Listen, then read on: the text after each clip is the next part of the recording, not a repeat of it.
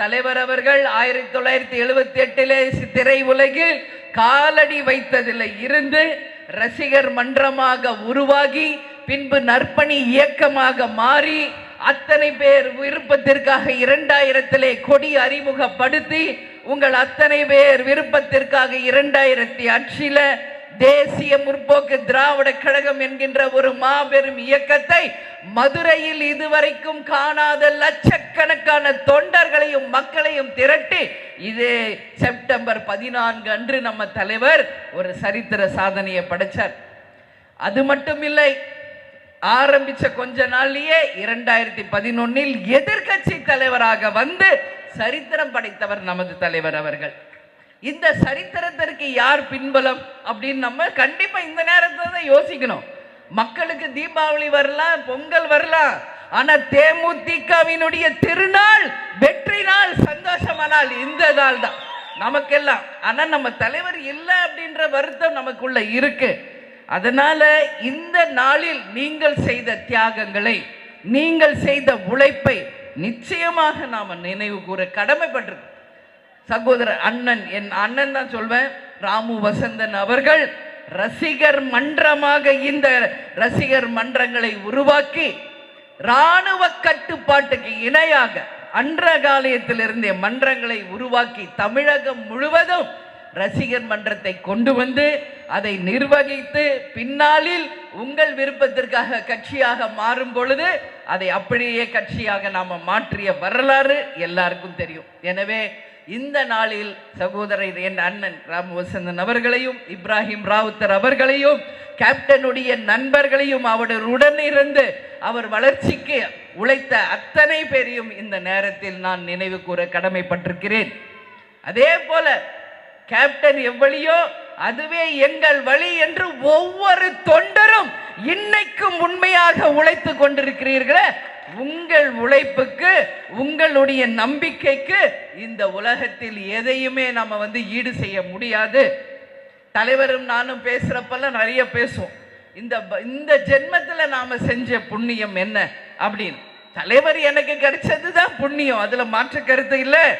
ஆனாலும் எந்த பிரதிபலனையும் எதிராமல் தலைவருக்காகவும் கட்சிக்காகவும் உழைக்கும் எங்கள் உண்மை தொண்டர்கள் கிடைத்ததுதான் எங்கள் வாழ்க்கையில் எங்களுக்கு கிடைச்ச பாக்கியம் அப்படின்றத கேப்டனும் நானும் பல்வேறு நேரங்களில் இதை நாங்க பேசியிருக்கோம்.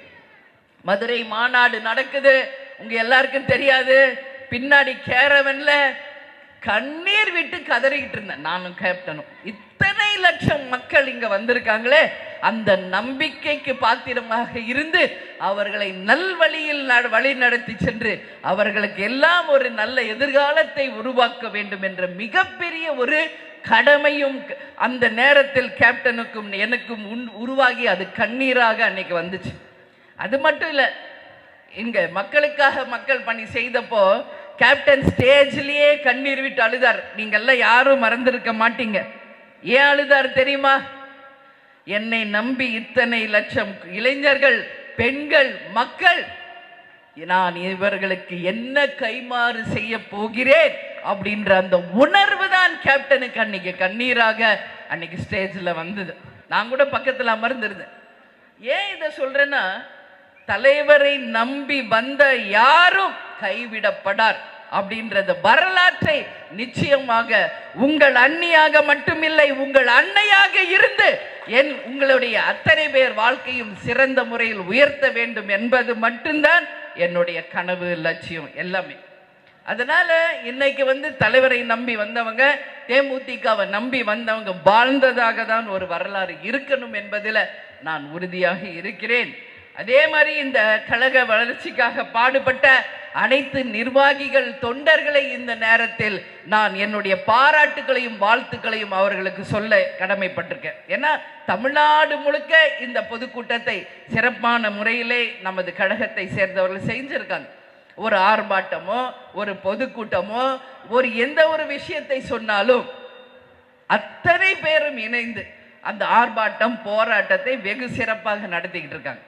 நம்ம ஒன்றும் ஆண்ட கட்சியோ இல்ல ஆளும் கட்சியோ, இல்ல லஞ்சம் ஊழல் வாங்கின கட்சியோ, இல்ல மக்களை ஏமாற்றி பிழைச்ச கட்சியோ, இல்ல கட்ட பஞ்சாயத்து பண்ணி கடைக்கு நோட்டு புத்தகத்தை கொடுத்து வசூல் செய்த கட்சி கிடையாது. இது நேர்மையாக மக்களுக்காக வியர்வை சிந்து, தங்களுடைய ரத்தத்தை வியர்வையாக சிந்து அந்த தொண்டர்கள். இந்த கேப்டன் எப்பயுமே சொல்வார், இந்த கொடியில கட்டி இருக்கே அந்த கயிறு என் தொண்டருடைய நரம்புக அப்படிம்பார்.